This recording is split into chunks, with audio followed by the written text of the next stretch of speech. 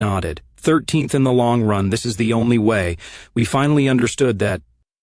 Cody Brock. On the first day of November, Cody and Nightshade were in Camp Murdock outside the appropriately named Battleground, Washington. The preparations for the Northwest Defense Force assault on Portland were almost complete. General Delmar Partman had refused a direct order from the President of the United States to comply with the terms of the Longview Treaty issued, a call for her impeachment, and was digging in with the last holdouts, American troops in Fat Pose and several thousand hastily recruited Loyalist militiamen. Murdock was the temporary base which the First Corps of the Army of the Columbia was using for its jumping-off point. The move south was already beginning as elements of the rebel army moved out. Carter Wingfield was in command, and by his side was the newly appointed political officer for the Army of the Columbia, former U.S. Secretary of State Walter Stanhope. Stanhope was the 3rd Section agent at Longview? Yelped Cody in astonishment when he heard. How in hell did that happen? Don't tell me 3 Sec has penetrated the skull and bones itself. I had some trouble wrapping my mind around it myself, admitted Barrow. That day we met privately in the hotel room, when you and the late, unlamented Hadass were circling one another in the living room. We couldn't really speak because Stanhope himself made it clear that he didn't know whether or not the room was bugged. I took a paper napkin and put a couple of question marks on it, that's all. He wrote back, even a rich man sometimes wakes up one morning and looks in the mirror. I still didn't entirely trust him, but damned if he didn't come through. We need a man like him in the political bureau, a man who knows how it's done and can teach the rest of us. Did you meet with your dad, Cody? Yes, sir, said Cody. He's changed a lot, of course. He's actually heading out to Florida. Captain Moore was able to pick up on some information that my sister Gwendolyn may have been sent there. He's going to try and find her. She may not even want to come home, of course, but one way or the other, we've got to know. Cody and Emily were now wearing camouflage fatigues and field gear, and new wedding rings on their left fingers. That afternoon, a group of Northwest Army nurses got off a newly arrived minibus, canvas bags over their shoulders and suitcases in their hands.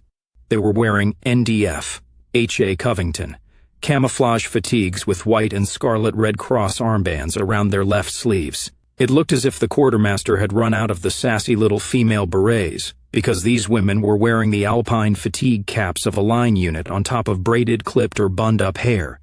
One of them, a tall and lithe girl with a single blonde braid running down her back, came up to Cody. Excuse me, Lieutenant, can you tell me where to find the 3rd Mobile Field Hospital unit? Down about 500 yards on your left, said Cody, pointing. Then he did a double take. Kelly? He said in stunned recognition. Kelly Shipman? Cody, I hoped I'd meet up with you somewhere, cried Kelly in excitement. What the? Cody gestured at her uniform. How did you, yeah, I guess after what happened and all. It wasn't just the Mitch Newman thing, said Kelly, shaking her head. I think maybe I got into this a little with you back at Hillside. God, that seems so long ago. But even back there, for a long time I understood that I was having doubts. It's not that I don't still love acting and want to be an actress and work on set. I do, more than ever. But I always had this odd feeling in the back of my mind that before I could do that, there was something I had to do, pay my dues, so to speak. I was never really happy with having everything handed to me on a silver platter. Most girls would be, but for me it just somehow seemed off-kilter a bit. You have to live for something else, for a while at least, before you start living for yourself. Otherwise, if everything is always about you, how do you grow as a human being? America never gave me that. All America ever gave me was a credit card and the mall. It turned out those weren't enough. How about your parents? Asked Cody. How did they take it? Not well, admitted Kelly ruefully. But at least my staying kept them here as well. I told my mom and dad that I had to go with my own people and do something bigger than just me. They'll come around. I'm worried about Jason, him still being in the U.S. Army, but this is something I have to do. It must have been a hard decision, said Cody. No, said Kelly, it wasn't. That's what surprised me so much about it, the fact that once I understood there was something in life greater than my own dreams and ambitions, I wanted to shoot higher than just being some pretty face on a movie screen. Oh, don't get me wrong, I know Hollywood's out now, and this means I'll probably end up doing arsenic and old lace in some old renovated theater in Boise instead of starring roles in Hollywood. But I can live with that.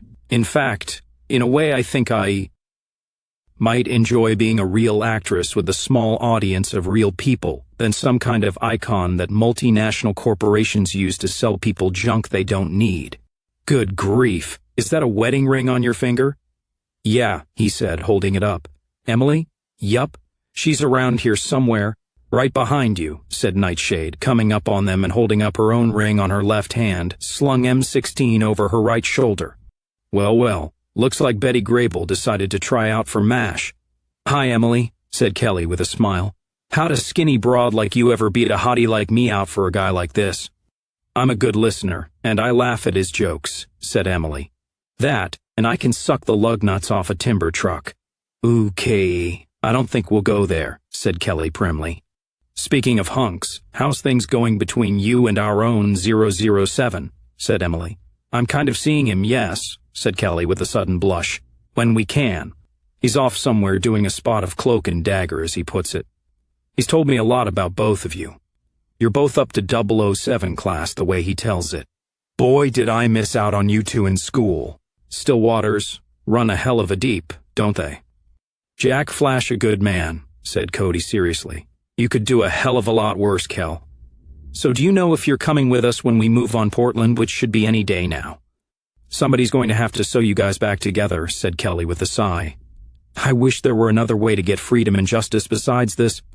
In the long run, this is the only way, said Cody. We finally understood that. Almost too late, but the penny finally dropped. Well, there go the first units down to the north shore of the river, he said, pointing to a long convoy of camouflage trucks pulling 155mm and 108mm field guns behind them.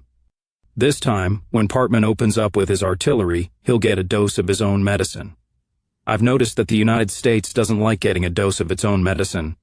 Yeah, well, screw what the United States of America doesn't like, said Emily with a grin, waving as the artillery train rolled by.